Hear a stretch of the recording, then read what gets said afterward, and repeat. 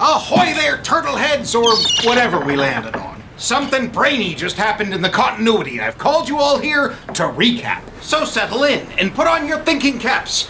This one may have been a mistake. Yeah, we're working with what we got.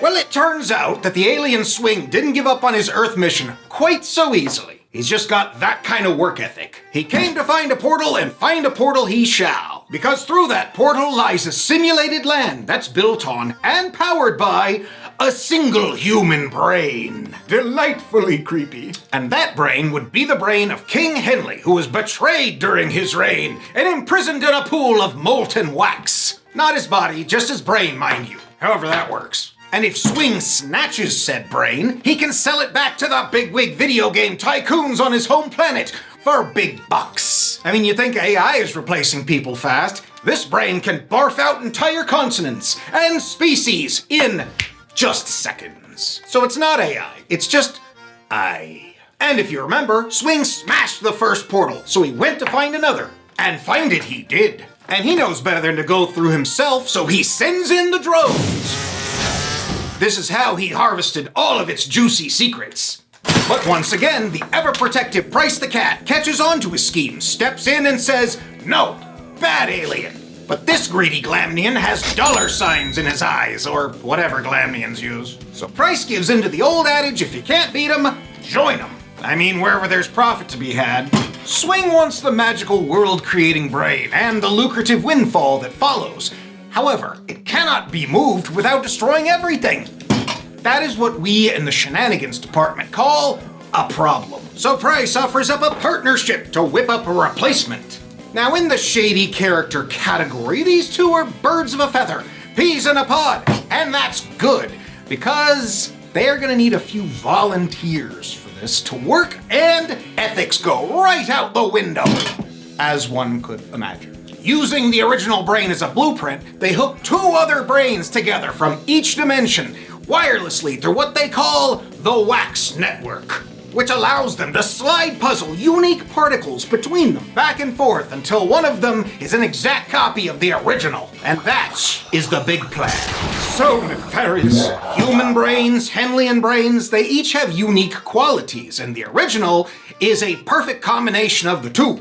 They searched both dimensions for just the right matches because compatibility is very important here. And they landed on the capstone Astistus of Henley. You can just call him the Evil King. It's easier. And on our side, Dr. Grotesque of Earth. Well, technically he's from outer space, but still from our dimension. Now as the plan comes together, it's discovered that both of the brains are becoming just like the original, which is the golden goose. So a squabble ensues between Cat and Alien, which ends in a demonstration to prove that the brain can do what Price says it can do. Doo-doo. Because if this is not the case, then Swing wants both brains for insurance, and that is just not working for our protective fat cat. Now here comes the spoiler part. Their evil plan works, and Swing takes Dr. Grotesque back to his homeworld to start the bidding. Cha-ching! However, it turns out that even on a planet far, far away, this idea breaks all kinds of intergalactic laws. I mean, who could have seen that coming? Bad alien. So now Swing is a wanted criminal. Oops. Forgot to carry the one. But that's tunnel vision for you. You get so locked up on if you can do a thing that you forget about the potential consequences. And they are not nice. Anyway, there's a lot of other stuff going on in this chapter as well. Like simultaneously. We've got Price's portable bubble portals, we've got Henleyan politics, and Mooney's broadside ballad. That would be a song written by Mooney and Father Zombelius for reasons, and we'll play it for you as you suffer through the credits.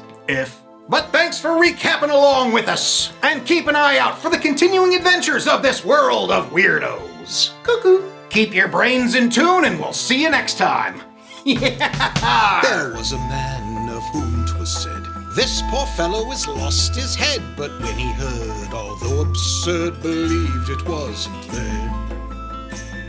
A man without a head, he said, who isn't dead, may then instead throw out his combs and brushes, for he has no teeth or hair. Some folk then said, that's just not true. The mirror clearly it proves to you. He shut his eyes and said, your disbelief is your affair. His life, of course, was soon affected, and saw reflected his head's neglect. Regret became a bitter taste. The years he'd lost were such a waste, but now was so much damage to repair. Oh, how could he believe it wasn't there?